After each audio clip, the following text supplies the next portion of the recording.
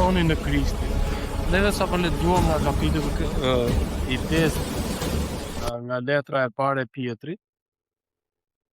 Dhe Pietri po e mbyll këtë letër me disa këshilla ose disa si thuash, edhe komanda dhe urdhërime mund t'i themi për sa i përket fjalës, sepse është nga fjala e Perëndis. Ai këtu përmend pleqt, ai këtu përmend të rinj. Shikoni si i thot pleqve. U bëj thirrje pleqve midis jush, unë bashkëplak dhe dëshmitar i vuajtjeve të Krishtit dhe pjesëmarrjes që ka për t'u zbuluar, ruani tufën e Perëndis. Midis jush duke mbikëqyrur jo me detyrim, por me vullnet të lirë, jo për përfitim të pandershëm, por me vullnet të mirë. Një nga detyrat e të rriturve ose që neve që të kujdesemi për tufën.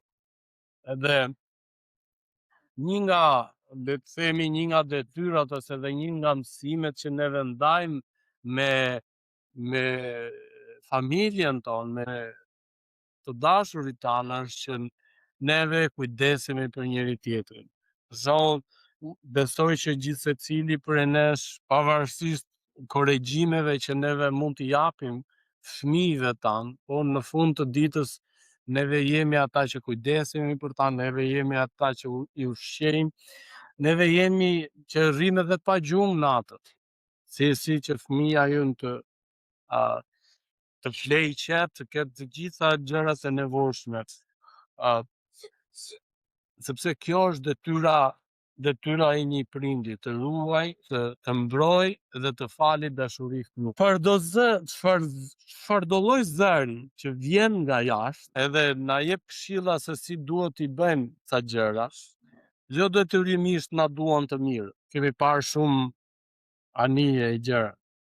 E keni vënë re që edhe anija qëndron e fort, qëndron lart në ujë nga forcat e jashtme. Por kur ajo goditet nga brenda, ajo fillon edhe fundoset. Pra nëse diku qahet edhe futet ujë, ajo fillon edhe fundoset. Një familje, një trup kishe i Krishtit qëndron e fort nga forcat e jashtme. Po kur merr goditjen nga brenda, ato janë të rrezikshme, ato janë të dëmshme. Ndaj dhe Pietri i jep këshillën pleqve, thotë shikoni, thotë ruani tufën. Ashtu si prindi mundohet gjithë ditën nga mëngjesi në darkë për fëmijën e vet. Nuk mund të vijë dikush tjetër dhe të thotë që shiko, ke këtë të drejtë se ke këtë kështu, edhe nuk mund t'i tregoj një jashtë se si të rritet fëmija. E keni vënë re, po të shikoni dhe në për interneta dhe kështu, dalin shumë që thonë, për shembull, 10 hapa për një martesë të suksesshme. Edhe ky që e ka shkruar këtë libër është beqar. Që se ka pikën e idesë se çfarë do të thotë martesa. Ose një tjetër është 20 rregulla për të edukuar fëmijën tënd, ose për të arritur fëmijën tënd të shëndetshëm fizikisht edhe ndërisht. Çuditërisht, ta që ka shkruar libri nuk ka fëmijë, ose nuk është martu fare. Edhe këta vinë edhe t'japin një ide se si të mësosh, se si të arrisësh, se si të kesh një martesë të suksesshme, e kështu me radhë. Por neve jemi sot këtu duke marrë mësim nga fjala e Perëndis, që është e përjetshme, që i qëndron çdo lloj fjale tjetër. E vërteta e njeriu është relative. Domethënë shpeshherë neve mund të ngrejmë një debat, një diskutim, tani më që çfarë për mua është e vërtet mund të mos qëndroj e tillë për ju. Ose çfarë mendimi unë them që ky shkon, ky është i drejti, ti do të thuash nuk është e vërtetë. Pra vërteta ime bëhet relative, kurse vërteta e Perëndisë është absolute. Edhe Pietri i thërret legjve të mëdhenjve që të ruajnë kishën, që ta ruajnë tufën e Perëndisë. Legjët e kishës zakonisht janë ata që janë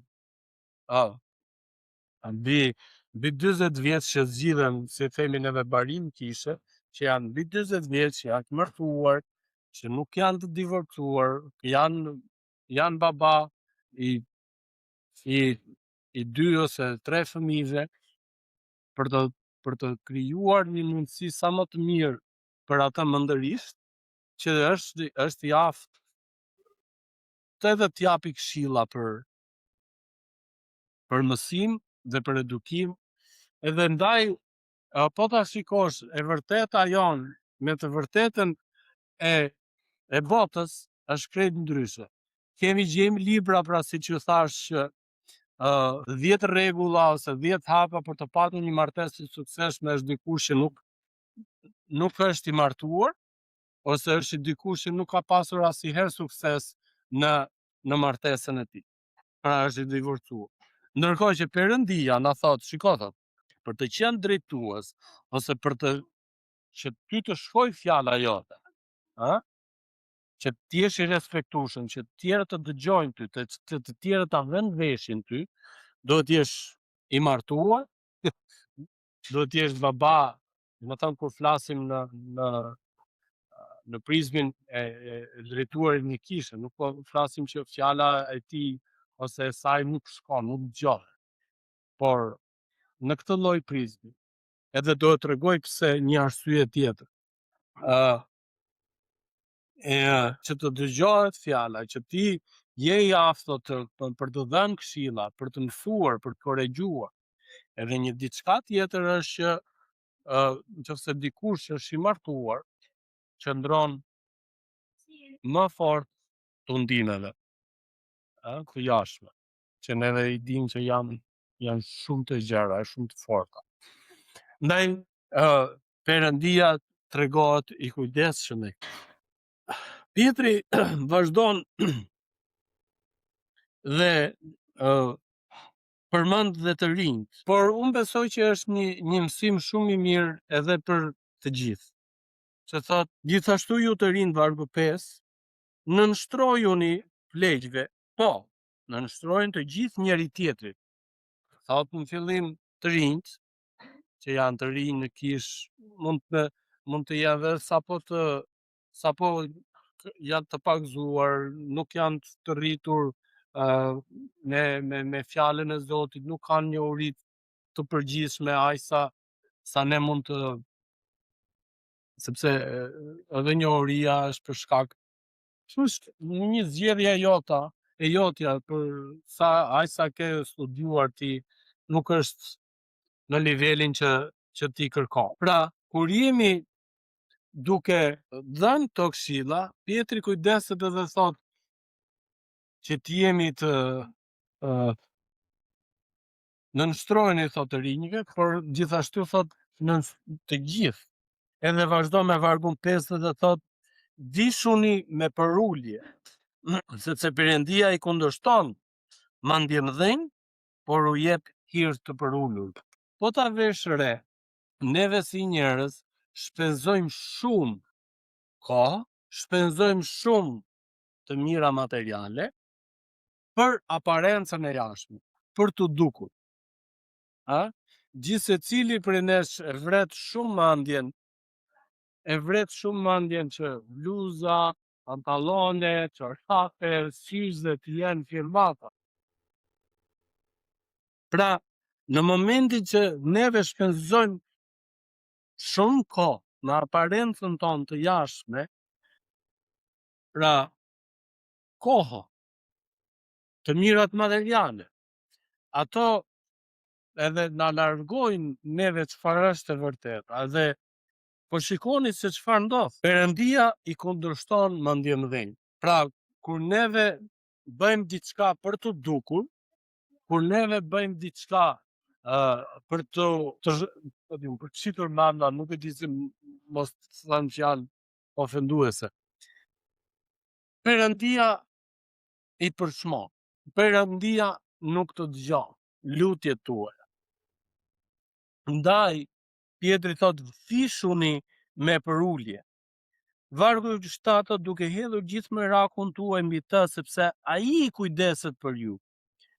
Jini të kthjellë, vigjiloni, se kundërshtari juaj, djalli, sillet rreth e qark si një luan vrumbullues, duke kërkuar cilin mund të përpi. Unë e besoj këtë që lutja ka fuqi.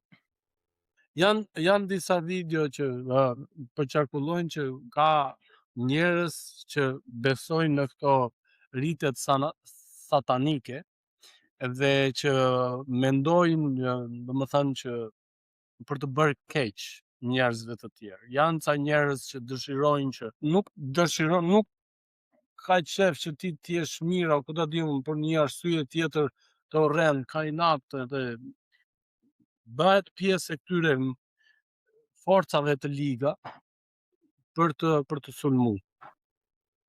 Edhe këta që kanë qenë pjesë e këtyre dhe kanë ndryshuar, thonë që tek njerëzit që shpenzojnë kohë në lutje, nuk ka fuqi, domethënë nuk i sulmon ose i depërton, edhe nuk mund të bëhet diçka. Disa thonë që tek këta njerëz që ose prindrit për shembull te fëmijët ose prindrit që shpenzojnë kohë në lutje për fëmijët e tyre, ata që në kokat e tyre, është diçka e padukshme, po që këtyre anë vizuale, nuk e di si mund ta shpjegoj këtë, por që ruhet sikur me një kuror flakëruese në kokë, edhe që nuk mund të deportojë keq. Forcat e liga që qarkullojnë, që janë në botë, por e dënon të gjithë njerëzit që marrin pjesë tek ajo, sepse do të kenë një dënim të ashpër. Ndaj dhe Pietri na thot tek vargu i 8, jeni të kthjellët, shpenzoni kohë në lutje, jeni vigjilent, sepse kundërshtari juaj, djalli, sillet rreth e qark si një luan vrumbullues duke kërkuar cili mund të përpiqet. Misioni i djallit në tokë është vetëm si të shkatërroj shpirtat njerëzor, që t'i largoj sa më shumë nga Perëndia. Nuk i intereson që do digjet, do shkatërrohet, do vdes. Intereson vetëm, nuk ka dëmshuri te kjo pjesë. Intereson quhet fitore për ta nëse një shpirt shkatërrohet.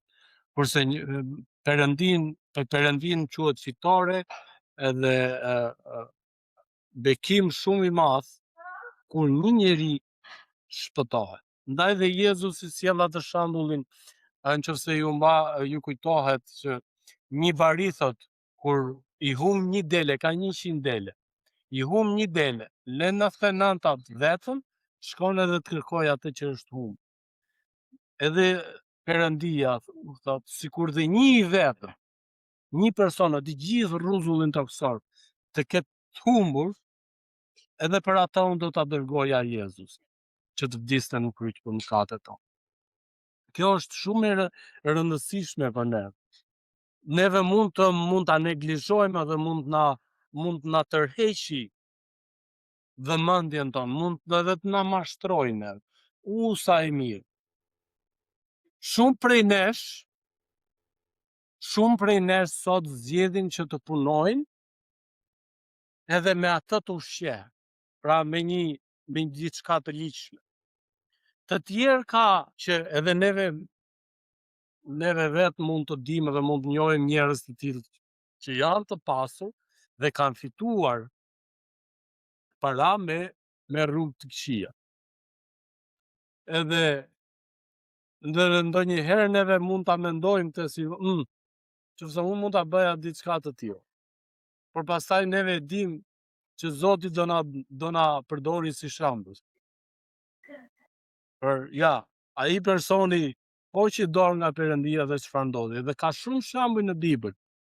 Kemi bijtë e Aronit, vllajt të Mojsiut, ata ishin krye priftërinë.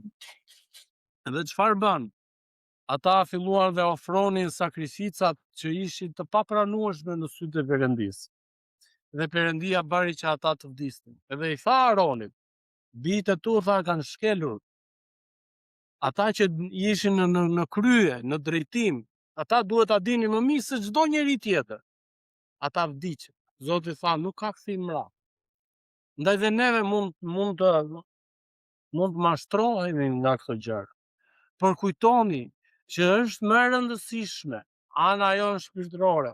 Kujtoni që neve gjithsecili prej nesh është bari i fëmisë, është bari i familjes dhe duhet kujdeset. Mos harroni që të jemi vigjilent, mos harroni që të shpenzoni kohë në lutje, sepse djalli është gati të sulmojë, është gati të përçajë, është gati të shkatërrojë atë që ti ke nisur. Imagjino, ti e ke rritur fëmin për 13 ose 14 ose 15 ose 20 vjet. Vjen dikush edhe i fut një gjën mendje dhe shkatërron. Ndërtuar një ndërtesë të madhe. Edhe vjen dikush, ja, më e thjeshta. Ke ndërtuar një ndërtesë të madhe. Edhe je gati për ta përfunduar. Vjen dikush dhe thotë, do ta prish, prish, edhe e prish. Edhe thot, duhet ta ndërtosh, po si them unë. A të bëjnë krahët më që të punosh shpërndër? Që të fillosh ta ndërtosh përsëri? Prandaj qëndrojmë vigjilent për fëmijën ton, për familjen ton, neve jemi bari. Neve duhet të shpenzojmë kohë në lutje, neve duhet të shpenzojmë kohë që t'i edukojmë fëmijën ton, familjen ton, me gjëra të mira, me gjëra të perëndishme, me këshilla të perëndishme. Nuk mund ta doj familjen tënde më shumë se sa e don ti. Asnjë nuk do të kujdeset për fëmijën tënd sa kujdesesh ti. Asnjë nuk rri gjithë natën pa gjumë ta kontrolloj fëmin kur është me temperaturë. Ashtu siç e bën ti. Apo jo. Prandaj Pietri thotë, jini të kthjellët, vigjiloni, rini zgjuar, neve kemi provuar. Kur fëmia jon ka temperaturë, neve dim kur smuret. Neve dim se si rrim zgjuar. Një natë të rrish zgjuar do një javë ta marrësh veten, po neve asgjë nuk e çojmë në përmend. O, të rri pa gjumë ose të rri javë tani. Nëse mendojnë fare atë që do vuajnë vetë, po ne mendojmë do ruajnë fëmin, do ta shpëtojnë. Asnjë prej nesh nuk e mendon që kush rri pa gjumë tani, as do shërohet. As e çojmë në përmend fare atë. Në mendjen tonë si prindësh fëmia, që unë do bëj derisa ai të jetë i qetë dhe flej i qetë, nuk ka temperaturë, ka të gjitha ato të nevojshme. Po sjell një shembull më të rëndom, po për neve si prindër nuk është i rëndom. Sepse sillet rreth e qark si një luan përmbullues duke kërkuar cilin mund të përpiqë. Kjo është e vërteta. A ti kundërshtojeni? Unë neve të kundërshtojmë, por neve nuk bjen dakord me diçka, të kundërshtojmë djallin, jo njëri tjetrin. Djalli thotë e ka fajin Joeli, e ka fajin Klodin, që vjen kisht dhe adhuron bashkë me mua dhe thotë, të sulmo thotë se ai është e keqja. Në fakt është djalli është i keq që më ka futur këtë keqen më. Qofse vjen diçka e keqe në mendje për të dashur, për familjarët e tuaj, kujtoni që djalli po e sulmon mendjen, po i sulmon zemrën. Fëmijë, kur vjen në mendje që t'i ktheni fjalën Perëndisë, është djalli, prindrit tuaj, është djalli që po ju sulmon.